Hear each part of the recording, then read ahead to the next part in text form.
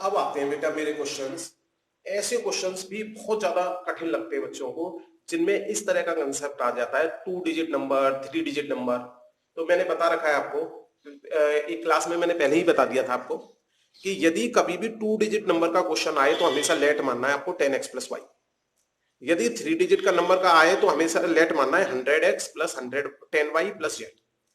अगर उस 2 डिजिट के नंबर को रिवर्स करने की बात करें तो आपको क्या कर देना है, y को 10 के साथ और x ये सेपरेट।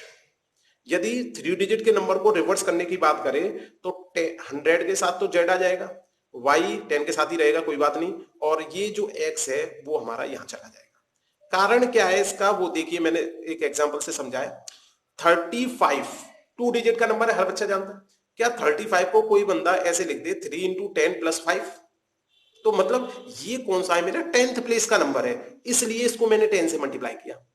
अगर मान लीजिए कोई मैं 3 डिजिट का नंबर ले लेता, मान लीजिए मैंने नंबर लिया 565, 565 नंबर ले लिया मैंने, 565। तो इस नंबर को 565 को मैं ऐसे 5 × 100 + 6 × 10 + 5 इस तरह से लिख सकता हूं या नहीं लिख सकता? इसलिए हमने 100 प्लेस की जगह 100 का मल्टीप्लाई कर दिया, 10th प्लेस की जगह 10 का मल्टीप्लाई कर दिया, 1 प्लेस की जगह 1 का मल्टीप्लाई कर दिया। अब उसे लिख के दिखाने की जरूरत ही नहीं है। तो समझ में आ गया कि मैंने ऐसे नंबर क्यों लेट माने। अगर आपसे कोई कह दे 4 डिजिट का नंबर लेना है तो आप समझ गए कि सबसे पहले क्या करोगे, 1000 × x, फिर 100 × y, फिर 10 × z +w। ऐसे करके आप बड़े प्यार से कितने डिजिट का नंबर वो लेट मानने के लिए कहे तुम बना दोगे। तो समझ में आ गई बात। तो क्योंकि हमारे यहाँ ज्यादातर क्वेश्चन 2 डिजिट के आते हैं, या मैं कभी कभी आ जाता है 3 डिजिट वाला, तो इसलिए मैंने दोनों एग्जांपल ले लिए। चलिए देखो क्वेश्चन क्या कह रहा है, पहले ये समझो। अगर मैं ये पढ़ा the sum of the 2 digit number and the number obtaining by reversing the digit is आ गया। मैंने बता रखा है हेल्पिंग वर्ब जब भी आ जाती है तो मैं क्या लगा देता हूं, इक्वल टू। तो ये तो पता पड़ गया इसके आ गई, तो इसलिए मैंने 66 इक्वल टू में लगा दिया। अब देखो क्या कह रहा है, the sum of 2 digit number. 2 digit number में क्या मानता हूं बेटा, 10x+y। खाली इसके सम की बात नहीं कर रहा, ये तो केवल एक नंबर है। इस नंबर में यदि इसका रिवर्स जोड़ दिया जाए, रिवर्स कैसे बनेगा इसका, उल्टा कर दो। अब क्या करेंगे हम, y को 10 के साथ कर देंगे, और ये देखो अगर मैं 35 का रिवर्स करूं तो 53 होता है, 53 को 5 × 10। अब आप ध्यान से देखो, पहले जो ये 5 मेरा कांस्टेंट में आ रहा था वो अब 10 के मल्टीपल में आ गया, जो 3 10 से मल्टीप्लाई हो रहा था वो अब कांस्टेंट में आ गया, तो वही तो रिवर्स हो गया। तो इक्वेशन बन गई हमारी। अगर मैं इन दोनों का सम करूं तो वो किसके बराबर आ जाएगा, 66। सिंपलीफाई करूंगा आंसर आ जाएगा मेरा। दूसरा क्वेश्चन कैसे बन सकता है इसको, इस टाइप से देखो,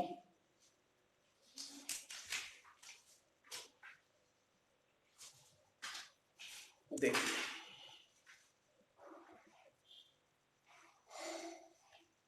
दिख रहा है पूरा, थोड़ा सा ऊपर कर देते हैं। देखिए बेटा अब देखिए दूसरा क्वेश्चन कैसे बन सकता है, the sum of the digits. अब देखो पहले एक कंसेप्ट और देख लो, जब मैं कह रहा था 2 डिजिट नंबर, 2 डिजिट नंबर हमेशा क्या लेट मानना है, 10x+y। तो इसमें याद रखना है, जब मैं नंबर बोलूंगा संख्या, तो ये पूरा मानना है 2 डिजिट का। लेकिन मैं कहूं कि इसमें डिजिट्स क्या क्या है, डिजिट्स का मतलब क्या हो गया, अंक क्या क्या हैं इसमें। अंक हैं हमारे x और y। जैसे 35 एग्जांपल लिया था, 35 में अंक हो गया 3 और 5, और जबकि 35 क्या हो गया मेरा नंबर, ये मेरा पूरा नंबर बन गया, और जबकि ये मेरे क्या है, अंक, डिजिट। तो जब कभी भी इसमें नंबर की बात करेंगे तो ये पूरा, और डिजिट की बात करेंगे तो x और y बोलेंगे, और वो भी कॉमा लगा के, मल्टीप्लाई करके नहीं। तो इतना, अगर मैं पूछूंगा 35 में अंक क्या है तो आप कहोगे 3 और 5। मैं कहूंगा 35 क्या है, एक नंबर। 35 को अंक नहीं बोल सकते, क्योंकि अंक तो मेरे 0 से 9 तक ही होते हैं। तो बेटा ये ध्यान रखो, बहुत सारे क्वेश्चनों में फंसाने के लिए वो शब्दों का जंजाल बोलता है, तो वो डिजिट में और नंबर में हमें न फंसा पाए। तो इस बात को एकदम क्लियर तरह याद करके रखनी है, और कहीं भी लिख लो इसे। बहुत सारे क्वेश्चन बना सकता है, ये नहीं कि 2 डिजिट के नंबर के क्वेश्चन बनाएगा वो। अंक और डिजिट में भी बहुत कंफ्यूज कर सकता है वो आपको एग्जाम में, तो इसलिए याद रखना है। अब वो कह रहा है सम ऑफ डिजिट। डिजिट का मतलब क्या बोला मैंने, एक्स और वाई। तो सम ऑफ डिजिट, इसमें ये नहीं कहना number, sum of digit. Digit क्या है मेरी, एक्स और वाई। तो सम ऑफ डिजिट क्या है, देखो बेटा मेरा हेल्पिंग वर्ब आ गया इज। इसका मतलब क्या होता है, इक्वल टू 9। एक इक्वेशन तैयार। एग्जाम में जैसे ही 2 इक्वेशन का क्वेश्चन आएगा और मैंने एक इक्वेशन बना दी, तो मेरा हाफ मार्क्स तैयार। ठीक है। Also 9 times this number. अब की बार नंबर की बात की है, नंबर की बात की है तो 10x प्लस वाई, और 9 टाइम्स का है तो 9 का मल्टीप्लाई कर दिया। टाइम्स का मतलब मैंने क्या बता रखा है, मल्टीप्लाई। इज आ गया भाई, हेल्पिंग वर्ब आ गया, बड़ा खुश। ट्वाइस, ट्वाइस का मतलब 2 से multiply. Number obtain reverse, number इसके उल्टा करके, उल्टा करके क्या बनता है आपको पता हो गया, 10y plus x। Reversing the order of the digit, find the number. अब सिंप्लीफाई करेंगे, इसको सॉल्व करेंगे तो एक इक्वेशन आ जाएगी। इन दोनों इक्वेशंस को आपस में सॉल्व कर लेंगे, हमारा आंसर आ जाएगा।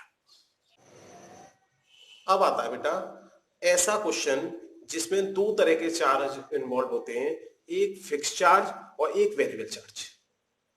वेरिएबल चार्ज वो होते हैं जो वेरी करते हैं टाइम के ऊपर, कि अगर मैं 10 दिन कोई काम किया तो इतना लगेगा, अगर 12 दिन किया तो इतना लगेगा। या जैसे इसी क्वेश्चन के हिसाब से देखें, अगर मैं 10 किलोमीटर चलूंगा तो इतना लगेगा, 5 किलोमीटर चलूंगा तो इतना लगेगा।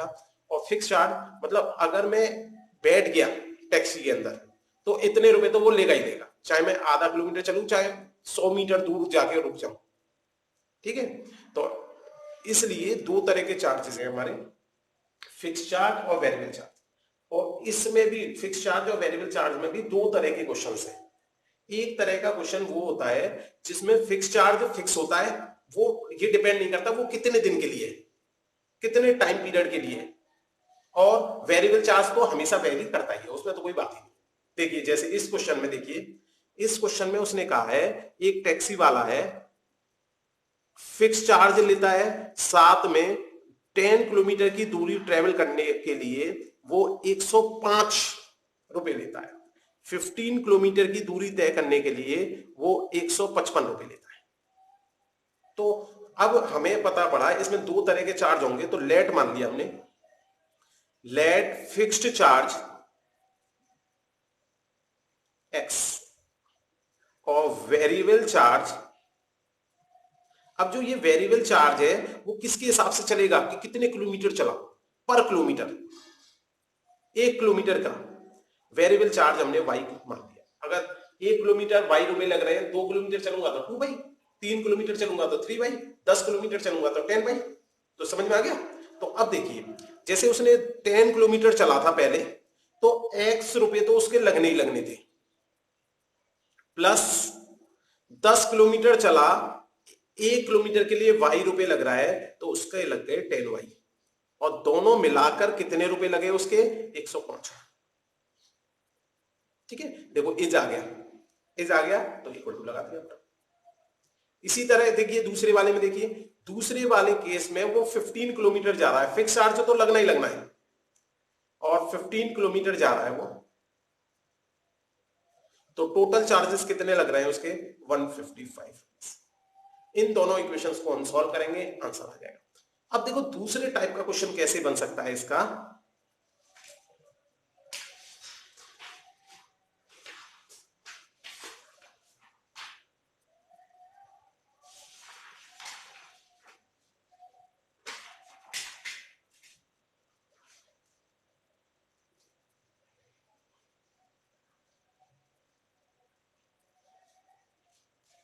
देखिए दूसरे टाइप का क्वेश्चन कैसे बन सकता है। ये कह रहा है एक लाइब्रेरी है, उसमें फिक्स चार्ज है फॉर फर्स्ट 3 डेज। अब इसने फिक्स चार्ज में भी कंडीशन लगा दी कंडीशन क्या लगा दी कि पहले 3 दिन का फिक्स चार्ज जो है फिक्स कर दिया।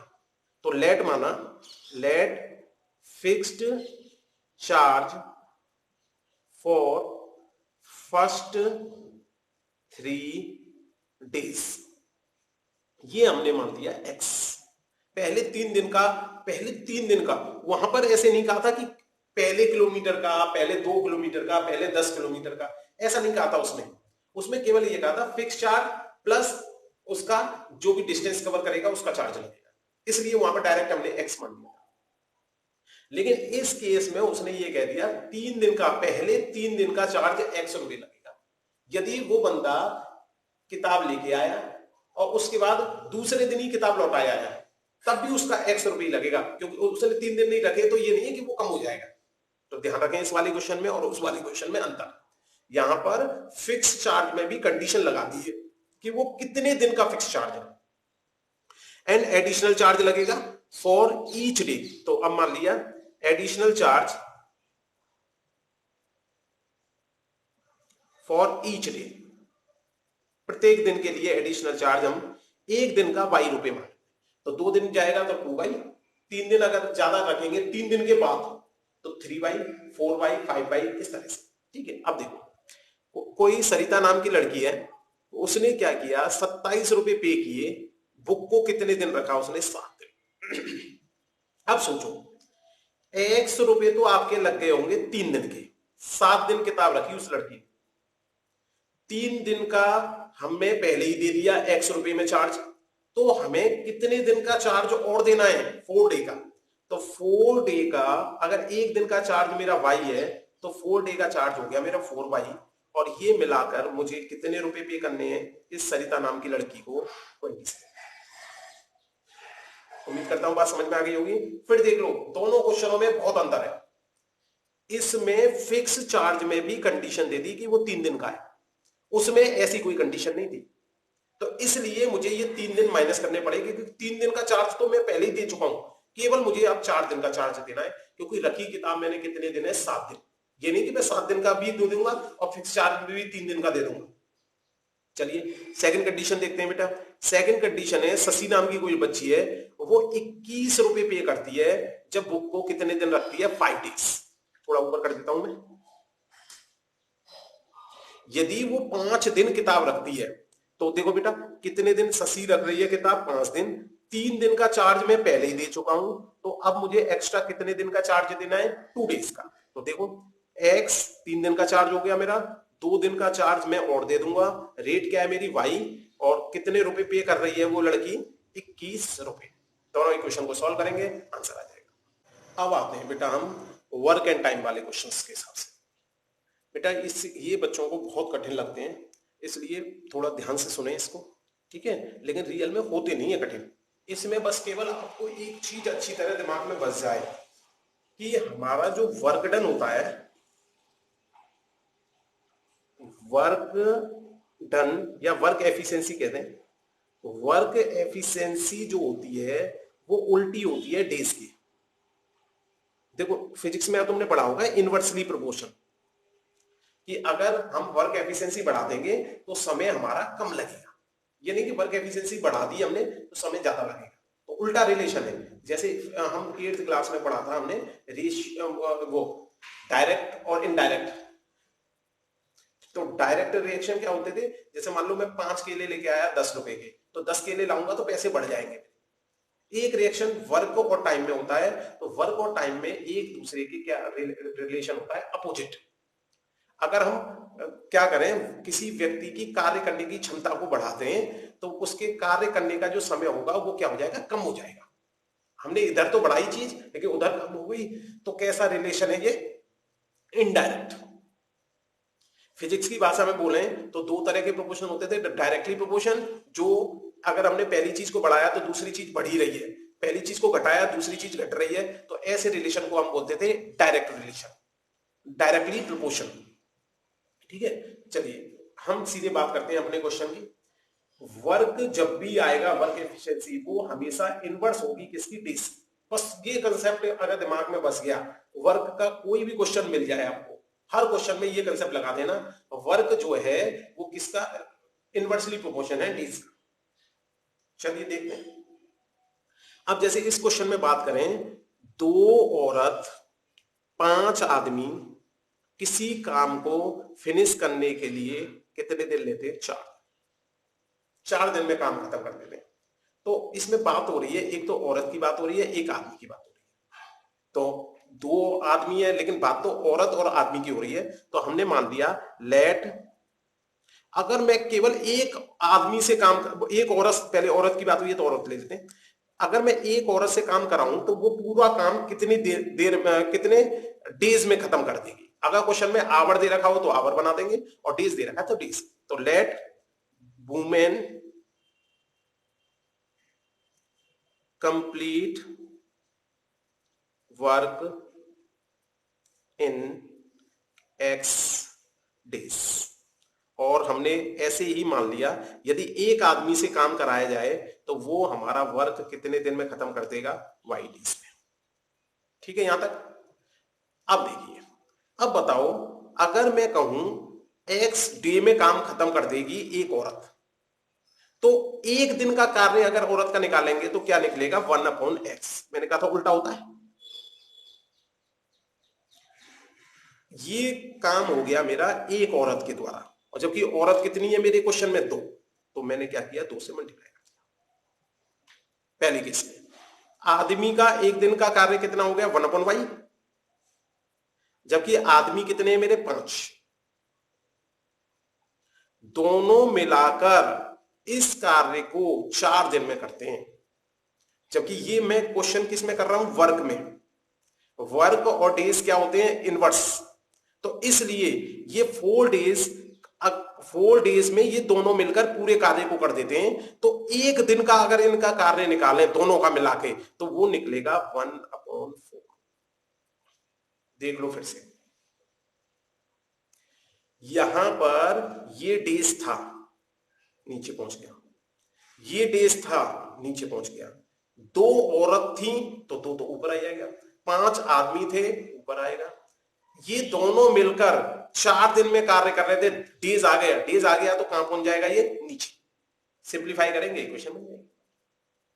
दूसरा देखिए, अगर इस इक्वेशन को थोड़ा सा और सिंपल फॉर्म में लिखना चाहें तो ऐसे लिखते थे, 2/x plus 5/y equal to 1। इस तरह की इक्वेशन सॉल्व करना मैंने सिखा दिया है आपको। ठीक है, अभी दूसरी बात कर देखते हैं क्या कह रहा है। यदि 3 औरत होती तो एक औरत का कार्य होता है 1/x, तो 3 औरत का कितना हो गया? 3/x। भाई ऐसे लिखे हम या सीधे ऐसे लिख दें तो एक ही बात है। और 5-6 आदमियों का कार्य कितना हो गया? 6/y। कितने दिन में कर रहे हैं? दिन है ये। और जबकि बात किसकी हो रही है? वर्क की। तो इसलिए 1/3। बात समझ में आ गई? अगर इन दोनों इक्वेशंस को हम सॉल्व करेंगे, x और y की वैल्यू आ जाएगी। अब देखिए, सीबीएसई का सबसे फेमस क्वेश्चन जो बहुत बार आता है और 90% बच्चों को बहुत कठिन क्वेश्चन लगता है। अब ये क्वेश्चन अगर हमें वर्क एंड टाइम का ये कंसेप्ट समझ में आ गया तो कितना आसान हो गया हमारे लिए। देखिए, 2 वाटर टैप में, टैप हुई पानी की टोटी है, ठीक है, उनसे अगर दोनों को एक साथ चला दिया जाता है तो हमारा जो टैंक है वो इतनी देर में भर जाता है। अब की बार डेज ना देके क्या दे दिया? आवर्स। आवर्स दे दिया, काम हो रहा है, टंकी भरने का काम हो रहा है, अब की बार तो वर्क हो रहा है। तो वर्क हमेशा हमारा इनवर्सली प्रोपोर्शन होता है टाइम पीरियड की। तो अब डेज ना कह के हम इसे कह देते हैं टाइम पीरियड। ठीक है, तो आवर में भी चल सकता है, डेज में भी चल सकता है, तो ज्यादा अच्छा लगेगा। तो अब हमने देखा इसमें क्या हो रहा है कि एक टैप जो कि लार्जर डायमीटर का है वो 10 घंटे कम लेता है किससे? स्मॉलर से। तो मैंने अगर ये मान लिया कि जो मेरा स्मॉल डायमीटर वाला टैप है वो मान लो x घंटे में पूरी टैंक को भर देगा। पूरी टैंक को कितने घंटे में भर देगा? x में, घंटे में भर देगा। इसका मतलब टाइम की बात कर रहा हूं मैं। तो अगर मैं ये कहूं कि 1 घंटे में कितना टैंक भरेगा? 1/x। जो मेरा लार्जर डायमीटर का टैंक है वो क्या है? 10 घंटे कम लेता है। तो जब ये x ले रहा है तो ये कितना लेगा? x - 10। अगर इस वाले टैब का मैं 1 घंटे का कार्य निकालूं तो 1/x-10। अब उसने ये कहा कि ये दोनों मिलकर, तो पहले हम 1 घंटे का कार्य निकाल लेते हैं। 1 घंटे का कार्य स्मॉलर डायमीटर के तहत जो टैंक है उसने किया 1/x। 1 घंटे का निकाला मैंने। 1 घंटे का काम इसने किया होगा 1/x-10। 1 घंटे का, ये भी 1 घंटे का, ये भी 1 घंटे का, दोनों ने मिलकर काम किया 1 घंटे का। घंटा मेरा एक ही खत्म हुआ क्योंकि दोनों को मैंने एक साथ चलाया। लेकिन पूरा टैंक इतनी देर में बढ़ता है, तो इससे मैं 1 घंटे का कार्य निकालूं तो पहले इसे सही से बना लो। ये है 9 होल नंबर 3/8। ये मिक्स्ड नंबर कहलाता है। इसको कैसे करते हैं वो देख लीजिए। इस नीचे वाले का इससे मल्टीप्लाई कर देते हैं तो 8 9 क्या 72, ऊपर वाले को जोड़ देते हैं तो 72 में यदि मैं 3 जोड़ दूंगा तो ये बन गया मेरा 75/8। ये मेरा क्या है, टाइम पीरियड। ये क्या है, मेरा वर्क। ये मेरा क्या है, वर्क। वो भी कितने, 1 घंटे का वर्क। तो इसका भी 1 घंटे का निकालने के लिए मैंने क्या कहा था, उल्टा कर दे। तो इसका उल्टा करेंगे तो ये 8 ऊपर चला जाएगा, 75 नीचे आ जाएगा। अब इस इक्वेशन को सॉल्व करना बहुत कठिन नहीं है। ठीक है बेटा, इसको सॉल्व करने के लिए हम क्या करेंगे, एलसीएम लेंगे। एलसीएम लेने के बाद ये क्या बन जाएगा, क्वाड्रेटिक इक्वेशन। क्वाड्रेटिक इक्वेशन बनेगी। क्वाड्रेटिक इक्वेशन को सॉल्व करने के लिए मैंने चैप्टर नंबर 2 में, टाइप नंबर 2 में सिखाया था कि द्विघातीय समीकरणों को किस तरह से सॉल्व करते हैं। ठीक है, आराम से सॉल्व हो जाएगी। अब देखते हैं बेटा रेशियो वाला कंसेप्ट। देखो रेशियो वाला कंसेप्ट क्या बताता है हमें। रेशियो का कोई भी क्वेश्चन आ जाए हमेशा इसी कंसेप्ट से करो, देखो कितने आसानी से क्वेश्चन हो जाएगा। The ratio of income of 2 person. Income का मतलब जो उनकी आमदनी है, उसका रेशियो दे रखा है 9:7। 9:7 जो है हमारा किसका रेशियो दे रखा है, इनकम का, कितना मैं कमाता हूं। तो जब भी कभी रेशियो का क्वेश्चन आ जाए तो हमेशा बेटा मैं क्या करता हूं, हमेशा इसके बाहर क्या मान लेता हूं, एक्स। क्या मान लेता हूं, एक्स। तो इसका मतलब फर्स्ट वाले की इनकम, फर्स्ट जो भी बंदा होगा उसकी इनकम हो गई 9x, और सेकंड वाला जो बंदा होगा उसकी इनकम हो गई मेरी 7x। x का 9 से भी मल्टीप्लाई, x का 7 से भी। तो ये मेरी इनकम हो गई फर्स्ट वाले की और ये मेरी इनकम हो गई सेकंड वाले की, क्योंकि 2 जनों की बात की है उसने, 2 रेशियो दे रखे। चलिए आगे देखा, the ratio of their expenditure. Expenditure का मतलब क्या होता है, खर्चा। एक्सपेंडिचर का रेशियो दे रखा है उसने 4:3। अब ये नहीं है कि जो एक्सपेंडिचर का रेशियो 4:3 दे रखा है इसमें भी एक्स ही मान लेंगे। ठीक है, एक्स मानने का मतलब कोई भी एक हमें इस तरह से मान लेना है कि जिससे कि सिंप्लीफाई हो। ये नहीं कि ये एक्स हम दोनों रेशियो में मल्टीप्लाई कर देंगे। चलिए, एक्सपेंडिचर का रेशियो 4:3 दे रखा है। If each of them manage to save 2000 rupees, दोनों की दोनों बेचारे कितने रुपए बचा रहे हैं हर महीने, 2000 रुपए। तो सेविंग हो गई दोनों की, सेविंग। ये भी 2000 बचा रहा है पहला वाला, और दूसरा वाला भी कितने रुपए बचा रहा है, 2000। अब तुम सोचो, जितने रुपए मैं कमाता हूं अगर उसमें से मैं अपनी बचत माइनस कर दूंगा तो मेरा खर्चा निकल के आएगा या नहीं निकल के आएगा। मान लो मैं 100 रुपए कमाता हूं एक दिन में और 20 रुपए खर्च कर देता हूं, तो हर बंदा बता देगा कि 20 रुपए खर्च कर दिए तो आपकी बचत कितनी है। अगर इसी बात को दूसरी तरह देखें कि 100 रुपए मैं कमाता हूं और 20 रुपए बचाता हूं, तो बताओ खर्चा कितना मेरा, निकाल दोगे कि नहीं। तो आप ये कह सकते हो जो खर्चा होता है एक्सपेंडिचर, वो किसके बराबर होता है, जितना मैंने कमाया उसमें से माइनस कर दो सेविंग। समझ में आ गया। तो खर्चा किसके बराबर होता है, जितना कमाया उसमें से जो मैंने बचत की उसे माइनस कर दो। हर बच्चा जानता है ऐसे। तो देखो फर्स्ट वाले का इनकम कितनी थी, 9x, ये रे, और जबकि फर्स्ट वाले की बचत कितनी थी, 2000। अगर मैंने फर्स्ट वाले की इनकम में से 2000 रुपए घटा दिए तो पता पड़ गया फर्स्ट वाले का एक्सपेंडिचर कितना था। ठीक है, ये ऊपर आ गया फर्स्ट वाले का एक्सपेंडिचर। अगर मैं इसका अपोन में दूसरे वाले का भी हिसाब देखूं, दूसरे वाले की इनकम कितनी थी मेरी, 7x, और दूसरे वाले का सेविंग कितना था मेरा, 2000। तो ये दूसरे वाले का एक्सपेंडिचर आ गया कि नहीं, ऊपर आया एक्सपेंडिचर पहले वाले का जो कि मुझे 4:3 में दे रखा था। तो इसका मतलब ऊपर पहले 4 वाले आएगा क्योंकि ये पहले का था, ये दूसरे का था 3। अगर मैं इसका क्रॉस मल्टीप्लाई करूंगा, सॉल्व करूंगा, मेरा आंसर आ जाएगा। देखो बेटा, एग्जाम में इस तरह का भी क्वेश्चन आ जाता है तो ये एक तरह से हम कह सकते हैं इक्वेशंस कुछ छिपी हुई सी हैं, लेकिन देख लो ध्यान से क्योंकि गलती बच्चे बहुत ज्यादा करते हैं इस क्वेश्चन में, इसलिए मैंने ले लिया। विशेष रूप से डायरेक्टली किसी टाइप के अंदर नहीं आता ये क्वेश्चन, ठीक है, वैसे सिंपल इक्वेशन के ही अंदर कह सकते हैं, कोई बहुत ज्यादा कठिन नहीं है, लेकिन गलती करते हैं बच्चे, इसलिए मुझे ये क्वेश्चन लेना पड़ा।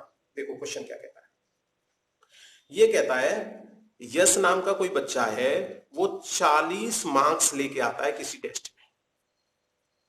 यदि कब आते हैं 40 मार्क्स उसके, यदि 3 नंबर उसे मिलते हैं, यदि वो जिस क्वेश्चन को वो सही करता है, और 1 नंबर उसका काट लिया जाता है जिस क्वेश्चन को वो गलत करता है। आपने देखा होगा बहुत सारे एग्जाम ऐसे होते हैं जिनमें नेगेटिव मार्किंग होती है।